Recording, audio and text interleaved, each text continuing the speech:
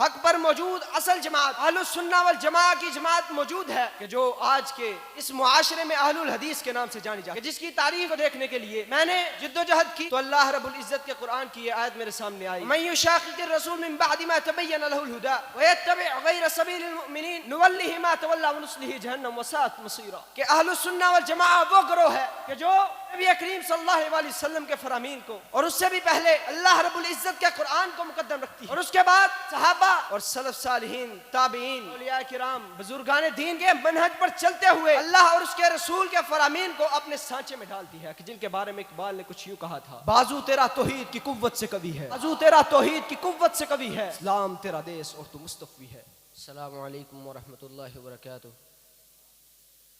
نحمده ونصلي على رسوله الكريم، اما بعد فاعوذ بالله السميع العليم من الشيطان الرجيم، وما كان لمؤمن ولا لمؤمنة اذا قضى الله ورسوله امرا ان يكون لهم الخيرة في امرهم، وقال النبي صلى الله عليه وسلم لا تزال طائفة من امتي ظاهرين على الحق لا يضرهم من خذلهم حتى يأتي امر اللہ وهم كذلك۔ معزز اساتذہ کرام اور منصب انصاف کی بلندیوں پر فائز منصفین کرام اور جامعہ اسلامیہ سلفیہ کے چمکتے دمکتے ستاروں،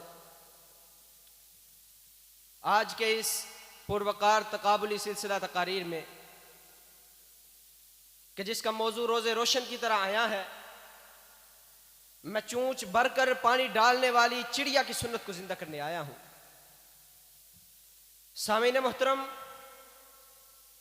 آج عالم اسلام میں مسلکی اور مذہبی اختلافات عروج پر ہیں کہ ہر گروہ خود کو عوام الناس کے سامنے حق پر باور کرواتا ہے اور نبی کریم صلی اللہ علیہ وسلم کے منہج پر اور منوال صحابہ پر چلنے کا لوگوں کے سامنے یہ دعویٰ کرتا ہے،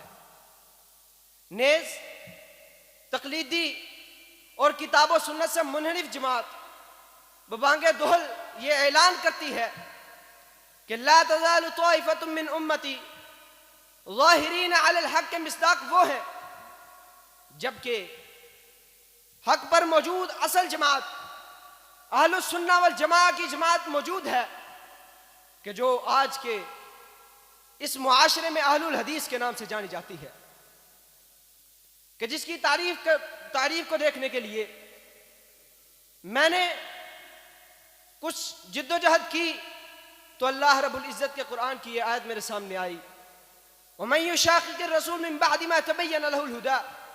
وَيَتَّبِعْ غَيْرَ سَبِيلِ الْمُؤْمِنِينَ نُوَلِّهِ مَا تَوَلَّى وَنُصْلِهِ جَهَنَّمَ وَسَاءَتْ مَصِيرًا،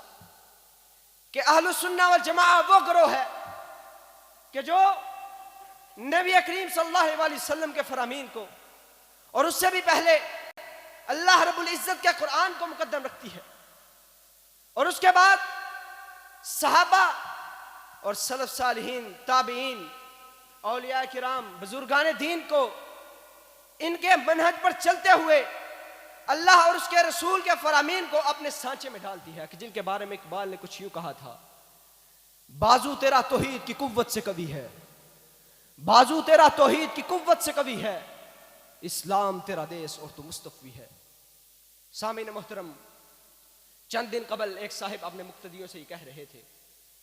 کہ غیر مقلدین سے جب بھی کوئی بات کی جائے تو آگے سے حدیث طلب کرتے ہیں، اور مزید یہ کہہ رہا تھا کہ حدیث تو حدیث، اگر قرآن کی آیت بھی تلاوت کرے تو نہ ماننا،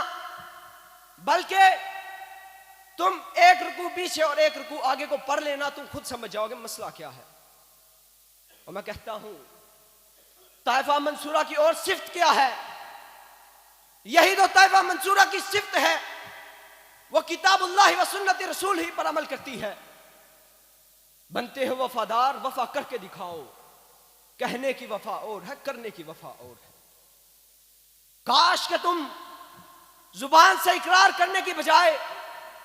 دل سے اس کو تسلیم کرتے اور قرآن کی آیت کو تلاوت کر کے دیکھتے۔ سورہ احزاب کی آیت نمبر 36 ہے، ما كان لمؤمن ولمؤمنة إذا قضى الله ورسوله أمرا أن يكون لهم خيرة في أمرهم أن يكون لهم الخيرة في أمرهم کہ کسی مومن اور مومنہ کے لیے یہ جائز نہیں جب اللہ اور اس کا رسول کا فیصلہ آ جائے تو اس میں ان کے لیے کسی قسم کا اختیار ہو. اور کاش کہ تم زبان سے اقرار کرنے کی بجائے اللہ رب العزت کے قرآن کی سورہ نساء آیت نمبر 80 کو پڑھ کر دیکھتے. وَمَن يُطِعِ الرَّسُولَ فَقَدْ أَطَاعَ اللَّهَ. اور کاش وَيَتَّبِعْ غَيْرَ سَبِيلِ الْمُؤْمِنِينَ کے تحت صحابہ اور سلف صالحین کے منہج پر چلتے ہوئے تم اللہ اور اس کے رسول کے فرامین کو اس طرح اپنے گلے لگا لیتے. زبان سے اقرار کر لینا کافی نہیں, زبان سے اقرار کر لینا آسان ہے. کاش کہ تم نبی کریم صلی اللہ علیہ وسلم کے فرامین کو دیکھتے, ان ہوا الا وحی یوحا پر عملاً ایمان لاتے. کاش کہ تم ترکت فیکم امرین لن تضلوا ما تمسکتم بہما کتاب اللہ و سنت رسولہ پر عملاً ایمان لاتے. کاش کہ تم اکتب فوالذی نفسی بیدہ ما یخرج منہ الا حق پر دل سے ایمان لاتے. کاش کہ تم کتاب اللہ و سنت رسولہ کو پڑھ کر دیکھتے. کاش کہ تم پڑھ کر دیکھتے. یہ اعجاز ہے ایک صحرا نشی کا, بشیری ہے آئینہ دار نذیری. سامعین محترم, میں نے ان دلائل کو مد نظر رکھتے ہوئے جب ائمہ اہل السنہ والجماعہ اور ائمہ کے اقوال کو دیکھا تو پھر میں نے امام احمد بن حنبل اور یزید بن ہارون رحمہم اللہ کا یہ قول بالکل برحق پایا. ان لم تکن هذه الطائفة المنصورة اصحاب الحدیث فلا ادری من هم. اور اسی طرح امام بخاری, امام علی بن المدینی, امام علی بن المدینی, امام ابن حبان اور امام حاکم اپنی اس حدیث کی وضاحت کرتے ہوئے فرماتے ہیں کہ یعنی اصحاب الحدیث ہم اہل الحدیث. سامعین محترم, یاد رکھو, اغیار کو زور لگانے تو جتنا لگاتے ہیں, یاد رکھو اللہ رب العزت کا یہ امر ہے, یریدون ان یطفئوا نور اللہ بافواہہم ویأبی اللہ الا ان یتم نورہ ولو کرہ الکافرون. اور یاد رکھو حقیقی طائفہ منصورہ وہ جماعت ہے کہ جو کتاب و سنت کا علم اٹھائے رہتی ہے اور ہمیشہ حق کے لیے کوشاں رہتی ہے اور شرک و بدعات, اختلافات ان کو اس معاشرے سے ختم کرتی ہے. وما علی الا البلاغ المبین.